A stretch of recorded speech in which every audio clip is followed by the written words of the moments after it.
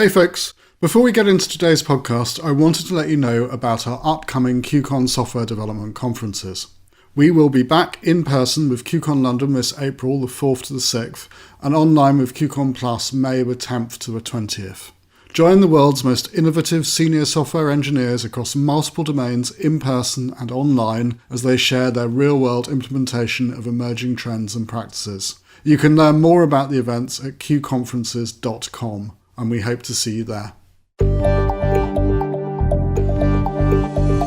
Hello and welcome to the InfoQ podcast. I'm Charles Humble, one of the co-hosts of the show and editor-in-chief at cloud-native consultancy firm Container Solutions. Every year, Cindy Sridharan publishes a list of her favourite conference talks from the last 12 months. Her 2021 list, which I'll link to in the show notes, includes a talk from this week's guest on the InfoQ podcast, Jessica Kerr. In it, Jessica describes how Honeycomb, where she works, is using serverless, specifically AWS Lambda, as part of their custom column database system, which they call Retriever. Retriever is inspired by Facebook's Scuba, and we'll talk a little bit about the differences between the two in the podcast as well. Jessica has over 20 years in software, is a regular conference speaker, having talked about languages from Scala to Elm and Ruby to Clojure, and movements including DevOps. She was last on the InfoQ podcast back in 2017, where she talked to my friend Wes Rice about productivity, Slack bots, yak shaving and diversity. Today it's going to be all about Honeycomb and serverless. Jessica, welcome back to the InfoQ podcast. Thank you, Charles. It's great to be here with you. So in that fantastic Strange Loop talk, which again I'll link to in the show notes so people can watch it themselves, you gave what I think is the best definition of observability that I've ever heard, which was that observability turns monitoring on its head. Can you unpack that a bit for us? Right. Observability is a new thing. It's different from monitoring, but let's start with monitoring. Monitoring is I need to know what my system is doing so that I can react if it changes. And typically you have lots of things that you want to count. Like I want to know how many requests we're receiving. Like every minute, tell me. So you start counting those requests. And you've got this little counter, and every time a request comes in, you increment that counter. Then you probably store that in a time series database, whatever. You keep a counter of requests that came in. You keep a counter of requests that errored. You keep a counter of requests from Canada and a counter of requests from the US. Yeah. And everything else you might need to divide them by to see what's going on. And then those counters very naturally make graphs. The problem is they pretty much only make graphs. And then you're like, oh, look at all these new errors. Show me one of them. How do I find out more? You don't. You don't find out more because all you have is a count. Observability turns that on its head in the sense that we're not going to optimize for graphs by counting when something happens. We're just going to store that something happened. This takes more storage. We have to store, okay, the request came in, it was from the US, it errored with this error message, for instance. And then the thing is, when you store that, you can make all the counts. You can count them, you can graph them, and you can find out everything about a particular individual request that failed. The cost is you have to store events and you have to count them when you make the graph, which is a lot more work than graphing a bunch of counts that you've already summarized and pre-aggregated. So observability says we're going to get all these graphs, but not by counting what we think we need to count, but by remembering everything important that happened. And it's very different from monitoring. So I worked for a traditional monitoring company in the late 90s, early 2000s, around then. And typically the way it would work, a customer would buy the product, you would go in to help them set it up, and the first thing you would ask them was basically, what is it that you want to monitor? The point being that they would then tell you the things that had gone wrong in the past. And so typically what you would end up doing is monitoring things that were historically problematic, but that might not be problematic now. Or your CPU spikes and it doesn't actually matter because customers aren't affected. So monitoring can tell you when something is different, but it can't tell you what to do about it. Observability can. Right. And in order to do that, what Honeycomb is doing is it's storing basically all of the events that a system sends to you. Is that right? Right. We store the events, and in particular, we talk about wide events, meaning events with a lot of attributes on them. So when you use Honeycomb, you get charged per event that you send. and it doesn't matter how much stuff you put on there. Okay, I got a request from the US. It came in on this region, on this user agent, and it was for this user ID and this customer, and it was this particular error message. And you can put all kinds of things on there. You don't need to reduce them to a few values that you're counting. It's just a lot of stuff because you don't know what you're going to need. What do you do if the numbers are too high? You have too high a volume of data. If the numbers are too high, what you'll wind up doing is sampling and just keeping 1 out of 10, except you'll keep every error and you'll keep all of the slower ones, and you can do smart sampling so you always have full information on the events that really matter. So we've talked about what makes observability distinct from monitoring. How is this different from, I don't know, just chucking everything into a log file? Logging is clearly better than nothing. But a lot of things are better than logging. Better than logging is structured logs because you can search those and then you can count and make graphs. So the events that come to Honeycomb are structured. Better than logging is tracing because tracing shows context and connectedness. When you have a bunch of logs in a log file, they're all jumbled up between requests. You can't even tell what's happening. And you could be like, oh, okay, well, we'll put the request ID on every log. Okay, now you have a bunch of jumbled entries from a particular request. Maybe. Is it the one you want? You don't know, maybe. But which of those caused the others? Which were going on at the same time? How long did each one take? Because typically you'll have it started now, it ended now. You've got to tie this. Anyway, logs don't give you the structure that lets you pull out the causality. Traces give you this request came in, it took this long. Meanwhile, this happened inside it, and that triggered this, which happened, which triggered this. And then you can see what called what, kind of like a stack trace, only across the request and only for the units of work that you have decided are important enough to record. And you can really figure out what happened. You can totally figure out what took so long. And it gives you the power of seeing into your system. So at a high level, could you give us a bit of an overview of what the Honeycomb architecture looks like? And also, where does Lambda fit in to that initial picture? So maybe start with what's the goal of Honeycomb and go from there. Our goal in Honeycomb is for developers to understand what's going on in their app. In order to understand what's going on in their app, they need to run queries and see traces. And for that, we need telemetry data, and we need to be able to query over it really fast. Telemetry means data that your app sends about what it's doing, as opposed to useful data that it's sending to users and stuff. This is just for you. Here's what's going on. Telemetry. Telemetry data comes from instrumentation code. The word instrumentation means code that sends telemetry. We typically use open telemetry for that, but this resides in your application. You add code, usually just a little bit of configuration and some libraries that you import to make your application send this telemetry data about itself to Honeycomb. Okay, that comes in to Honeycomb and it is immediately accepted. Here's your 200, and then we throw it on Kafka topics. So we throw it into Kafka, and then it's picked up by our database. Our database is called Retriever, and we use Retriever for both the ingestion and the query engine because they're totally coupled. So Retriever picks your events up off the Kafka topics, chops them up into columns, into attributes, because it's a columnar data store. So every attribute that you send gets its own file. Typically, those are pretty sparse files because the incoming request has a user agent, but all your internal spans and your database calls and stuff like that do not have a user agent. This is fine. So Retriever chops it up, puts it into many files, one per column. The only index that we have in Honeycomb is timestamp. These files are chopped up and limited in length based on quantity of records or timestamp, and we record which beginning and end timestamp is in each file, so we know which ones to check. All of our queries are timestamp based. And then you can add a whole bunch of filters on top of that. Okay, so Retriever puts all this stuff on a local disk. We have 2 retrievers running off each topic at any time, so there's always a backup. And then whenever those files get full and the local disk is like, oh, I'm feeling it, man, Retriever moves this stuff into S3. So the data lives on local disk and in S3. And in S3, there's a funny thing that Lambdas can get to it really quickly. When we first started putting data in S3 so that we could give customers a longer retention period, typically we keep data for 60 days now. And of course, S3 is effectively infinite, so that scales. But what doesn't scale is reading S3. And in particular, we only read at query time. We don't do any like aggregation or indexing. Even like calculated columns are all done at query time. So we wind up being compute bound.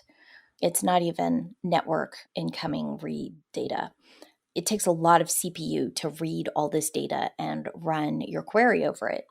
So the retrievers, the EC2 nodes that are running retriever that's both ingesting data and writing it to disk and reading the local files, retriever can do really well on what it has in local files. But when you start asking it to do local files and an infinite amount of data that might be in S3, that's too much. Right, so you're CPU bound and you need really fast query response times. So in order to do that, what do you need? We need like this really sudden amount of compute. And our queries are fast. Oh, I forgot to tell you that it's really important that all of these queries over unindexed data that we're calculating this stuff complete in 1 to 10 seconds. A minute is acceptable only if you're querying like a ridiculous amount of data over like 60 days. But normally you're querying over 2 hours and that should come back in a second or two. So suddenly we need a bunch more compute, maybe for a second or two, maybe for 30 seconds in a really big query case. And we need it now. So we can't spin up more retriever nodes and we can't run enough retrievers all the time because that's really expensive. So we started spinning up Lambdas, like lots of Lambdas. And each Lambda is like, okay, your job is to read these files on S3, this little timestamp range for this data set. And it does it, and it sends its information back to retriever. Depending on how much data you're querying, any query you send to Honeycomb may execute on our retriever nodes or in serverless in a whole lot of Lambdas and all the retriever nodes. And it makes sense because your storage servers, as I understand it, would typically be spending a lot of their time basically relatively idle. They're ingesting data and they're waiting for a big query. And then when that query comes in, you suddenly get like a huge burst of CPU. Yeah, it's so bursty. You said you were CPU bound, so you get a sudden like burst of requirement for CPU when suddenly all that idle CPU you had isn't really enough to get your return fast enough. Yeah, we store a lot of data. We make it accessible within a sip of coffee, like the time it takes you to take a sip of coffee.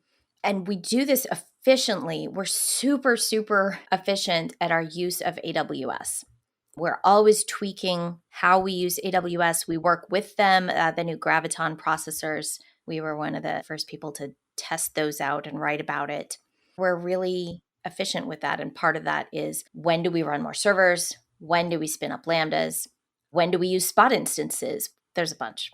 Right, and it's one of the things that's really interesting about this because it is a very unusual use case. I interviewed Matthew Clark, who is head of architecture for the BBC's digital products, and the BBC moved from what was basically a LAMP stack to running on the cloud with AWS and Lambda. But their use case, I mean, there were some interesting aspects to it, but their use case is perhaps a bit more familiar. What you're doing, writing effectively like a data retriever layer in Lambda, is quite an unusual thing to do. And so I'm imagining that you must have hit all kinds of sort of weird and unusual and interesting edge cases trying to do this with Lambda. Is that right? Could you talk about some of those? I'm imagining, for instance, that you might be hitting burst limits because there's a limit to how many Lambdas you can start up.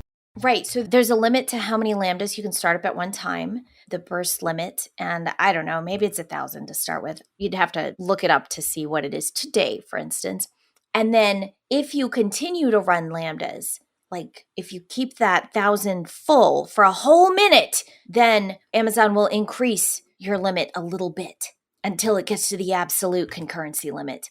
That doesn't help us at all. When we run thousands of Lambdas, it's within a second. We need it now, and we need it for maybe we need it for 10 seconds, probably less. They're expecting like web apps or maybe streaming. Streams probably go on for more than a minute. Right. So, I mean, we talked to them. We got this limit raised somewhat. There is some degree of raising that they can do. But also, it does make our queries slower. Some of those queries that work over the full 60 days of data, for instance, we wind up having to wait to start up more Lambdas. We have talked about maybe provisioned Lambdas. I don't think we've done that yet, but it is something we might do in the future. It winds up being more expensive because, again, the whole point was to not pay for the compute when we're not using it. Given that, how do you find the startup time for Lambda? It does have a bit of a reputation for being quite slow, having a bit of a sort of first-person penalty. And given you need your compute really quickly, I was wondering if that might be a problem. We find that it starts up in about 50 milliseconds. That's our median startup time. Lambda does take a long time to start up. Like the first time you load a piece of code, it's longer, but when you're running the same code that you've been running over and over and over, and there are like idle versions of your code loaded up that it eventually kills. But when we use our Lambda integration that sends data to Honeycomb, we can see, it's kind of fun. We can see each execution on the Lambda.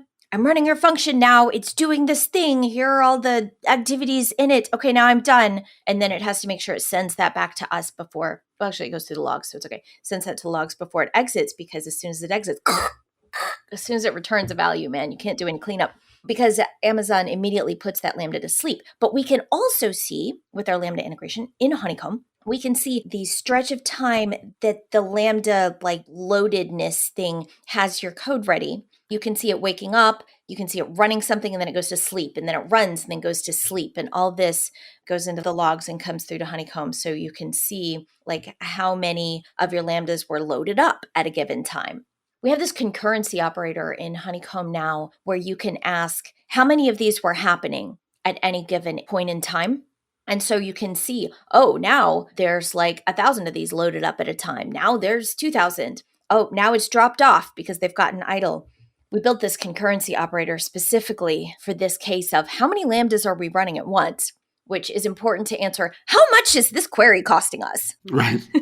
It's all the same to the customers, but those long queries over really big data sets, we wind up paying for in Lambda. But what matters to us is that you don't have to know ahead of time what you're going to look at. It's all fast. And so we go to the extremes of spinning up thousands of Lambdas to make everything fast. Something else you mentioned in your Strange Loop talk, which I'll be honest and say I hadn't hit myself. It wasn't something I'd come across before. But you said that a function can only return, I think it's 6 megabytes of data. Oh, yeah. Which is like, okay. So again, how on earth do you get around that? Because presumably you're returning an awful lot more than 6 megabytes fairly routinely. Oh, yeah. Yeah, that is kind of the point. Well, I mean, where does all data go? It goes to S3. It's probably still there. Yeah, so passing data back and forth to Lambdas, if it's any amount of significance, throw it in S3. Lambda and S3 talk to each other pretty efficiently. Oh, another one was requests had to be in JSON. Like there's some JSON cop in AWS that requires it to resemble JSON according to some rules. Well, if you want more control over that, throw it in S3. And then presumably, do you compress the data that you're storing in S3? Yes. I don't have the details of this. I'd have to ask the database engineers. But what I do know is that one of the major improvements that we had a couple years ago was using a better compression algorithm than gzip. It turns out that gzip is like, compatible a lot, but it's not the most efficient algorithm for anything anymore. Right, yeah, because it's just like so old. It's 27 years old or something now, gzip, I think. So yeah, it's not really a surprise. Do you know what you're using now? Is it LZ4 or? I forget which one we use now, but it's something intelligent that's suited to our data format in particular. I want to talk a little bit more about this decision to build your own database. There's actually a great talk from Sam Stokes, who was one of your database engineers. It's from another Strange Loop, actually, back in 2017. And he talks about it in more detail. I came across it when I was researching for this podcast, and I'll link to that in the show notes as well.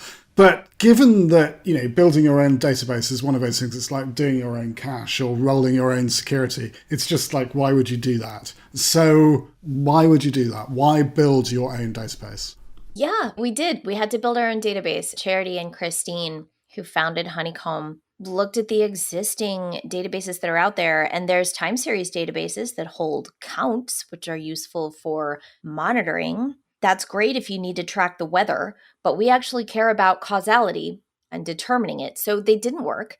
Charity and Christine came from Facebook, where they used a tool called Scuba, which managed to do a lot of fast queries. I think you might know more about Scuba than I do, Charles.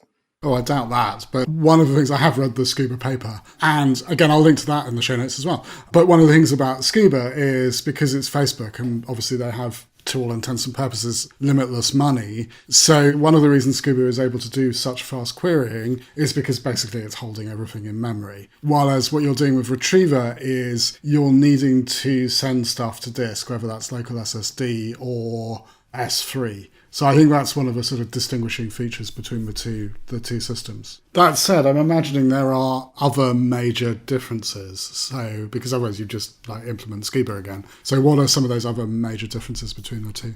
A big one is that we have usability designers. I mean, we have UX, we have product. Honeycomb is designed to be a joy to use.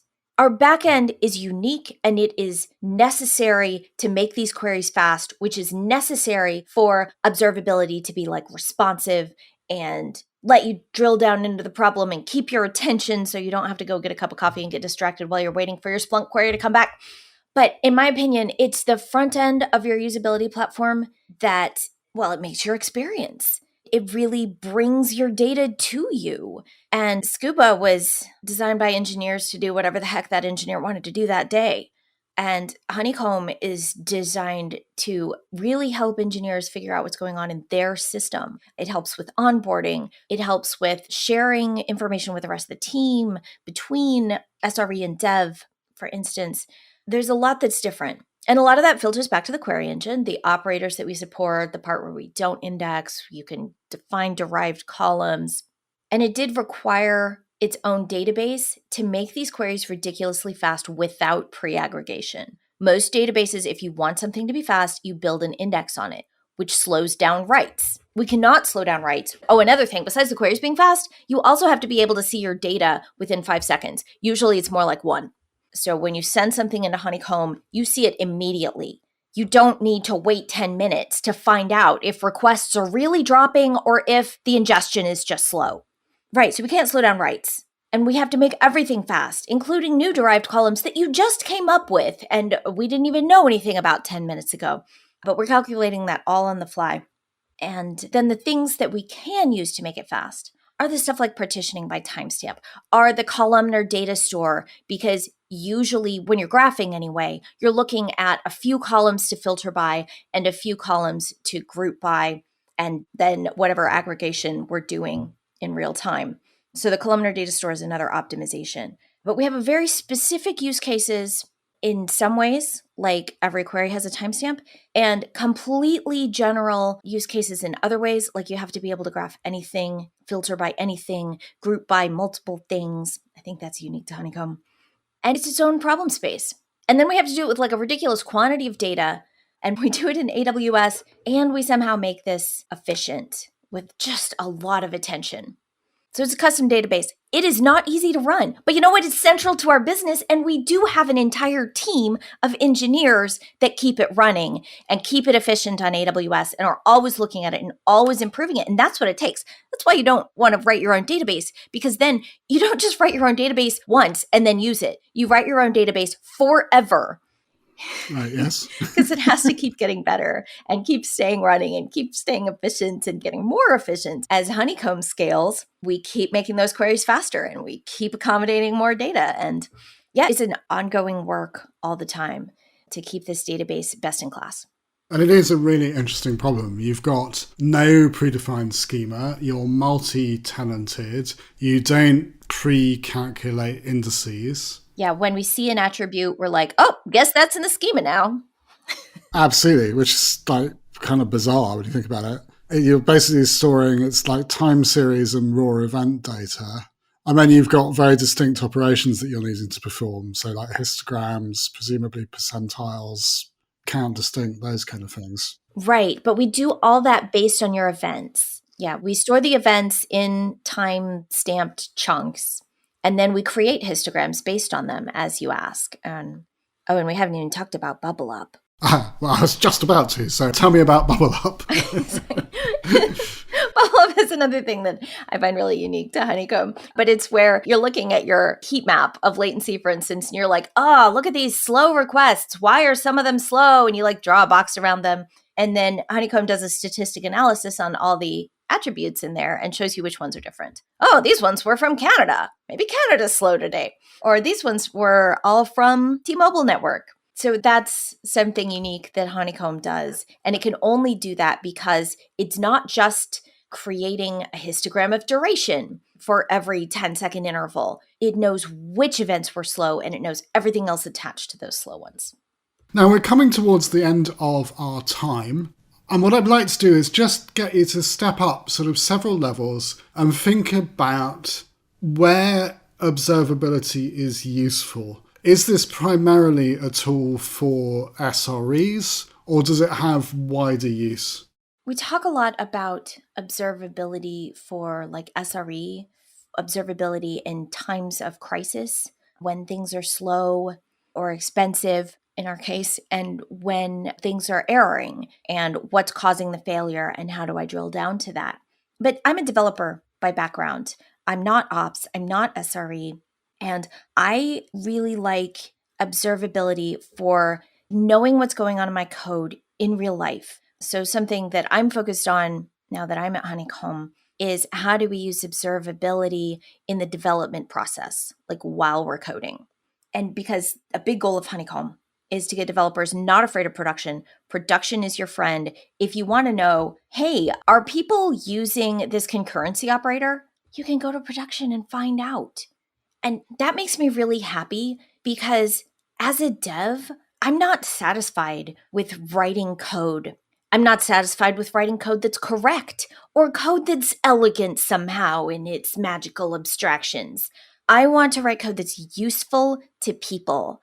And when I stick a span or an attribute into my traces and later I go back and I can query by that and I can see who, like specifically which customers are using the feature that I worked on. Oh, it feels so good.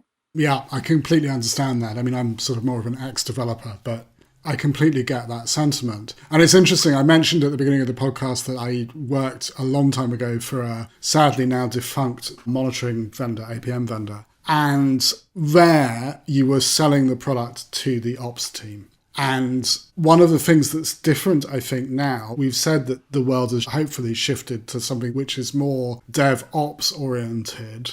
And the tooling needs to change to reflect that. And I think that it's just really interesting to think about Honeycomb as a product has a more developer-centric view of the world than a traditional monitoring tool has. It's not just the capabilities, it's the whole approach is a little different. True. Monitoring can tell you when to panic, but we want more than that. And yeah, Honeycomb it's not a tool built for ops. It's also not a tool built for devs exclusively. It's definitely a DevOps tool though, because the opsy types and SREs are looking at the same graphs that the developers can see, and you can send them back and forth to each other. Another thing that I like is we don't charge by user. So give access to everyone, please. That's how you get more value. And it's also kind of democratizing in that people who are new to the team can immediately start learning things about their system. And they can look at what queries other people are running. And it spreads information. And it particularly spreads the same feedback loop between opsy people and devy people. So yeah, it's very DevOps in the original sense. So yes, very DevOps in the original sense. And also, I think, a really interesting application of AWS Lambda for a problem space that we might not typically think about. My thanks to Jessica Kerr for joining me this week, and also to you for listening to this edition of the InfoQ podcast.